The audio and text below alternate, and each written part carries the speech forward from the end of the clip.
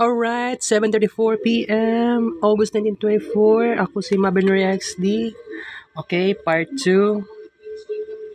Evening Research Mabenry Vlog.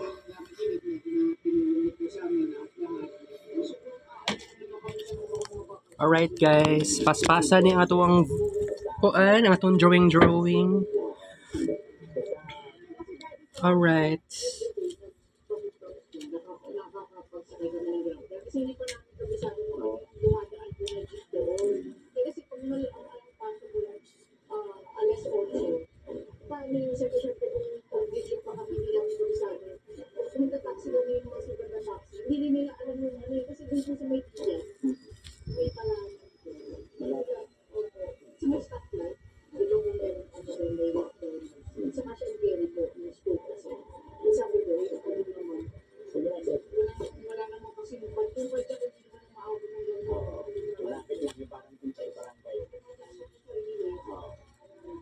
Basta huwag kang mag-isip ng masama. Nakumusta ko lang, naalala ko lang mga kababayan.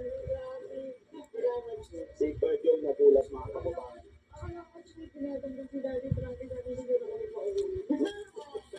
Hindi po. Kumusta naman ang bag? Ayun po. Gusto ko lang mula dito. Dami ko lang ulit po sa amin. Ayun ko lang parang may mga nililit lang. Ito ba ayaw ko rin sa akin. Matawag sa langit. Pero kasi parang nakalimutan. Kasi tinutulungan kami ng Daddy Frankie. Parang akala nila parang kami na nandito ko. Parang nakakaano lang po kasi ako tapos meron din sasabi na parang ayun mo yun. Kaya ako naman yung natagpo ni Daddy Frankie. Nila kuyasan na wala talaga ako sa akin. Ako ba yun ng tutulog lang. Hindi sa akin hindi ako sino naman matutulog. Huwag mo isipin yung mga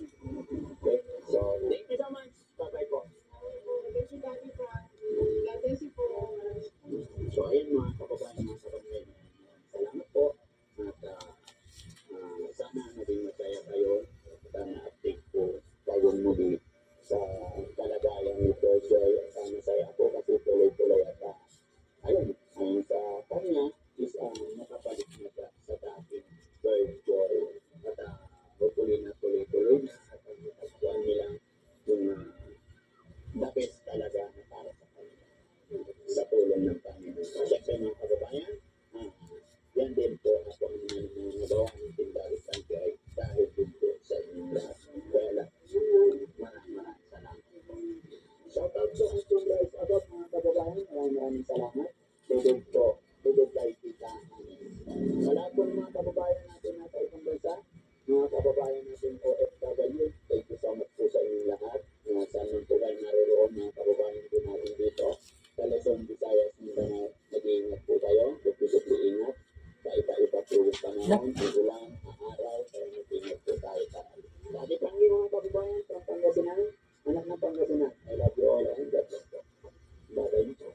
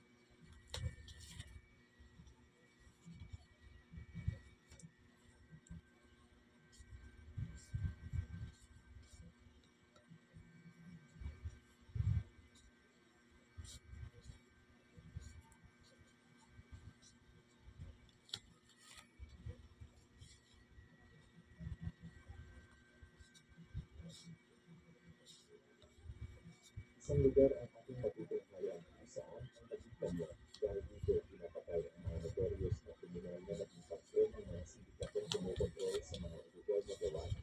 Noong taong 1996, pulis na si Shakir Hassan ay iniimbestiga sa lugar ng ito. Sa unang araw ng kanyang trabaho ay pinili ni Hassan sa kasamang si Tony ang listahan ng mga pinakadelikadong kriminal sa kota. Ayon kay Tony ay isang nagngangalang Pangantay ang pinakabrutal sa lahat. Wala itong pinakatakutan at pinapatay nito maging ang pulis kasama ng pamilya nito kung nakakasagabal din sa kanyang negosyo. Dagdag pa nito na masadyang pinapakita ni Kamen ay sa mga residente na kota ang kanyang pagpatay sa mga hindi sumasang-ayon sa kanya upang magtanim ng pagkatapon sa mga tao.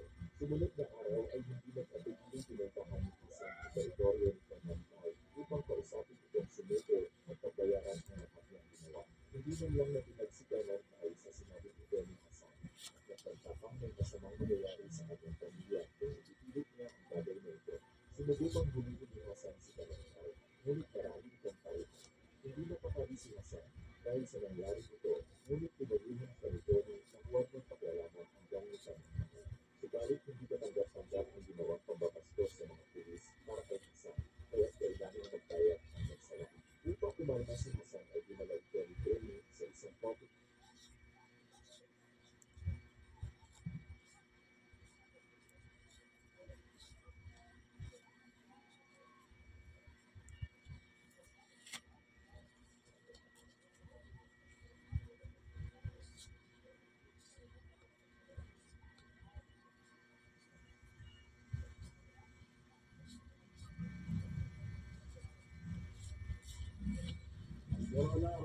Ikay may siguro pakatapos nito at susunod. May Pilyan is a big time importer ng droga. Itong si Michael Yang ay siya pa yung the same Michael Yang na economic advisor ng ating dating Pangulo. Yung si Rona, sa pagkakamasa ko sa Lario. Ito ba ang dahilan? Bakit nagtatapos si Bernard Nagtatapos? Yes, Rona. Most probably.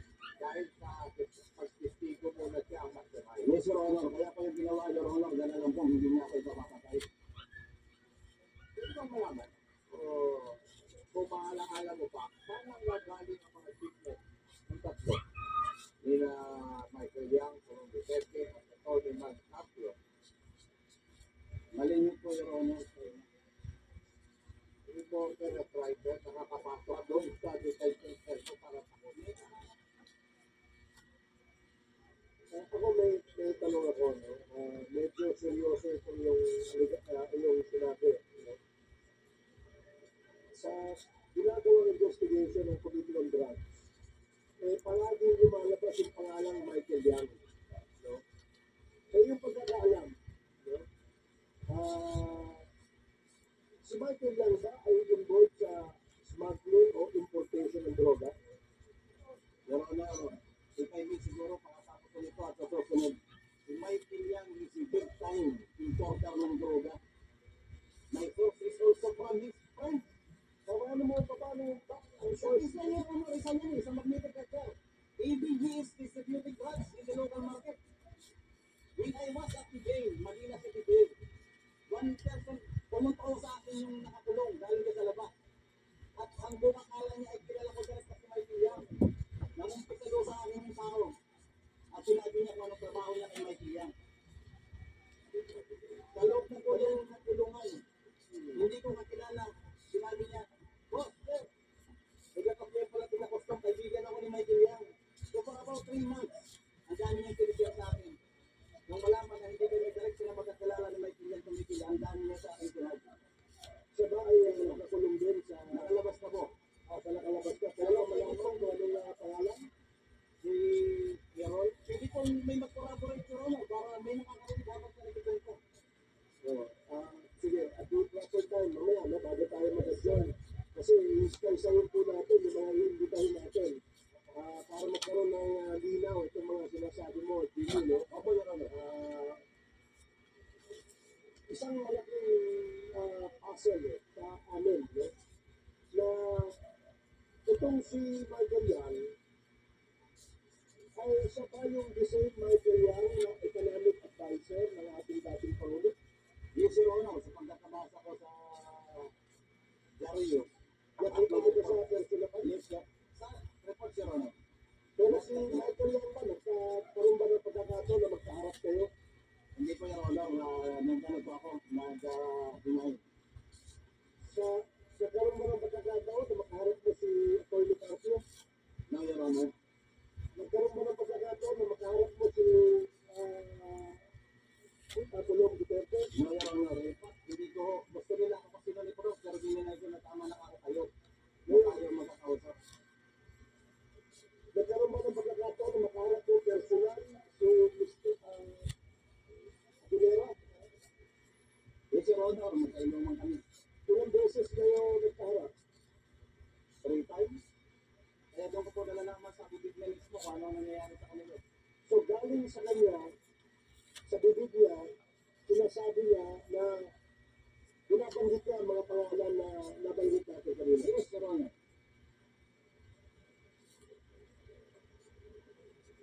Bukod sa sino to si Councilor Aguilera, sino yung pagkakaalam? Your Honor, isang putyal sa Davao City na ever since by si Pulong Duterte, katiwala na yan. So, ito bang sinasabi mong importation ng drugs? Ito di bang sabihin sa committee nito? Paano yung sistema? Ano yung sistema? Ano yung scheme? Paano nila pinararating?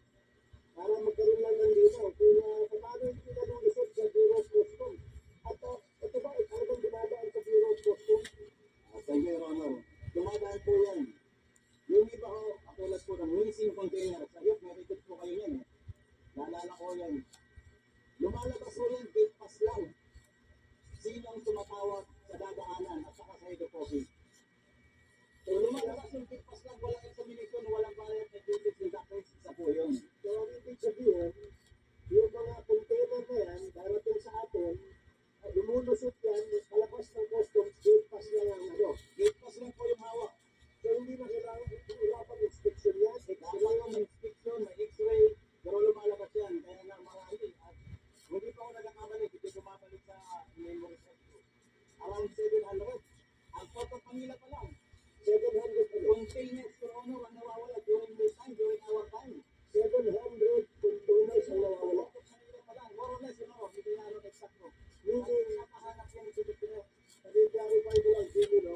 Nawawala siya, dumadating siya rito, may record kayo sa customs, pero nakakalabas siya. Ay, hindi alam. Yes, Your Honor.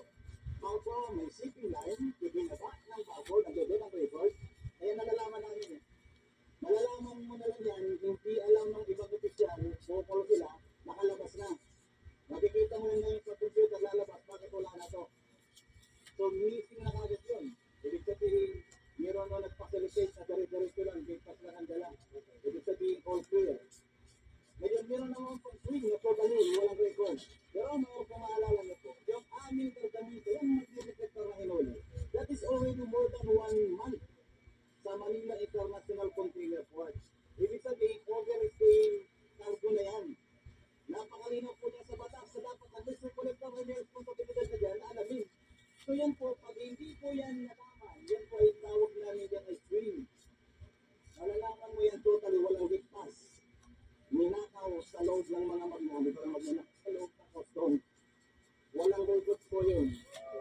Nalalabas, siguro. So, ang ibig sabihin, yung swing na binabanggit mo, yan ang scheme kung paano pinalulusot o pinapalabas ng mga container na to. Pero siyempre, meron yung katumbas na bayad. Malaking halaga po yun. Pwede ba malaman kung alam mo kung ano yung sistema at paano pinapalabas? I-clear yan lahat. Saan dadaan dapat yan? Kasi, yung dadaanin yan, siyempre meron yan dapat examiner, appraiser, may x-ray. So, lahat po yan ay i-clear na lang usapan na lang.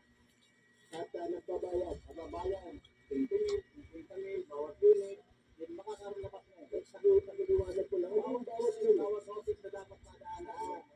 So, yung mga opisinang dadaanan ng container, para ikaw makalabas, may bayad po yan. May bayad na yun. Wala papil yun. Ay, may lalabas mamaya.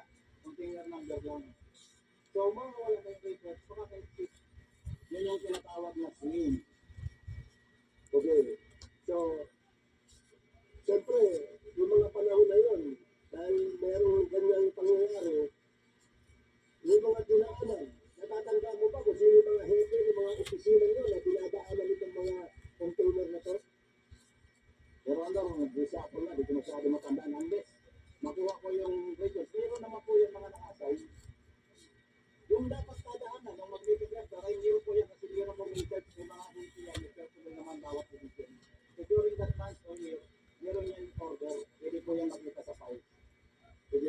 Salamat, Jimmy.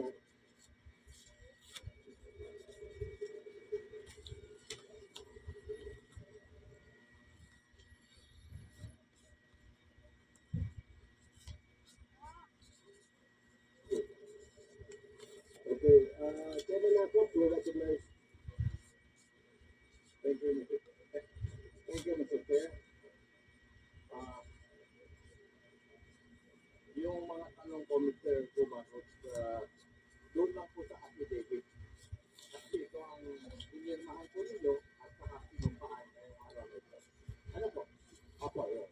Pwede po bang nalaman kung totoo na sa maximum security compound po kayo ng Pilipinas? Ako po. Yan na, nandun na po ako sa RDC maximum. National Delivery Station. Okay. Kailan ka po nandun? Ito nga, more than 1 month, Your Honor. 1 month. Ano kaya ang kaso mo? Bakit ka nakulong? Your Honor, dahil sa panghuli ng illegal na droga sa Manila International Container Port. Ano ba ang naging sentence mo? Life sentence, Your Honor. Pinakila mo pa ito? Opo, Your Honor. Okay. Ano ba ang trabaho mo bago ka nagkakaso? Nakulong? Operatiba po ako, Your Honor, ng Intelligence Office, Post Office Intelligence and Investigation Service, Bureau of Customs. Okay. Nag-import ka ba ng illegal drugs? Neither, Your Honor. Okay. Tumistigo ka sa Senado. Tama po ba? Opo, Your Honor. Sabi mo sa testimonya mo ron sa Senado, ang itinuro mo na tao na siya mastermind ng pagpasok ng magnetic blister na naglalaman ng droga ay si Colonel Atienzo. Tama po? Yes, Your Honor. Yes. Ito ba ang dahilan? Bakit nagtatakot si Colonel Atienzo ngayon? Yes, Your Honor. Mas probably. Dahil sa pagtisigo mo na siya ang mastermind. Yes, Your Honor. Kaya ko yung ginawa, Your Honor. Dahil alam ko, hindi niya ako ipapapatay. Paki-request mo ang memory namin. Sino ba si Colonel Atienzo? Si Colonel Atienzo, Your Honor, ay yung pang-PAOK CS during the time of, I think, General Lacson, Senator Lacson, ay meeting mo kay David Colonel John, Sergeant Pardo pa lang. Sinabi mo noon na si Colonel Atienzo ang maximize, pero binawi mo sa pagtistigo doon sa kaso mo. Yes, Your Honor. So, hanggang ngayon, yun pa rin ang posisyon mo. Yes, Your Honor. Okay. Relax lang. Kung yun ang katotohanan, bakit mo pinaratangan si Ed Atienzo? Ano ang meron? During the time, Your Honor, patayan dito, patayan doon. I have to save my life and together with my family. Alam ko si Colonel Atienzo at Colonel Pahardo ay hindi ako pababayaan. At mas aamoy ko na po sa mga kaibigan ko na mayroong mangyayari sa investigation na to. So, para safe po ako, mas ginusto ko pa kung si Colonel Atienzo ang sabihin ko dahil alam kong hindi kami mag-aaway ng telepono. Alam ko magkasapag nagkakapi sa kami tatlo eh. Dahil sila mismo nagsabi sa akin na tayo ang target. In fact, that is also one of the advice ni Colonel Atienzo. Kaya lang hindi ko masabi sa kanya na siya. Ikaw na lang adultikin ko dahil wala na, nagtataguan eh. In fact, yung raspberry, nung pinuturo ko siya, halos sabihin ko sa kanya na magtago ka na, alam ko na rin, nasusunod siya, na mawawala ang buhay. Simulan natin ang dun sa kung paano kayo napunta dun sa magnetic blister. Sino yung Henry na binabanggit mo sa affidavit mo? Your Honor, common friend na nagkukuha ng mga kliyente, importer, broker, nagpifinance para ma-release ang kargamento sa Bureau of Customs. Ano po ang buong pangalan niya? Your Honor, yung Chinese na kayo, hindi kumano kung you or oil or leaf. Patay kung hindi na nakalabas ng kulungan eh. 6 na taon na kung hindi ko ba diretso. Kung kailangan namin siya sumistigo dito, mapupunta ko siya. Sana, Your Honor, dollar pumayag. Palagay ko makukontak ko yan dahil through the other broker friend. Makukunik ko po siya. Mr. Chair, may move that the resource person be directed to contact the person stated in his affidavit by the name and group so that he will be invited as a resource person in the next hearing.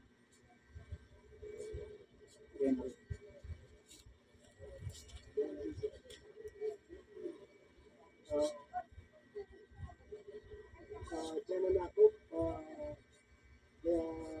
may I request that we all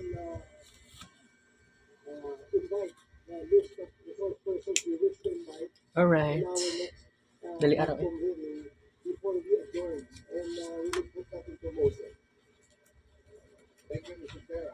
I just wanted to invite that. I saw that all the statements made by Mr. Jimmy Guban would be corroborated if possible. Kapatay part 3 guys, tigil form show.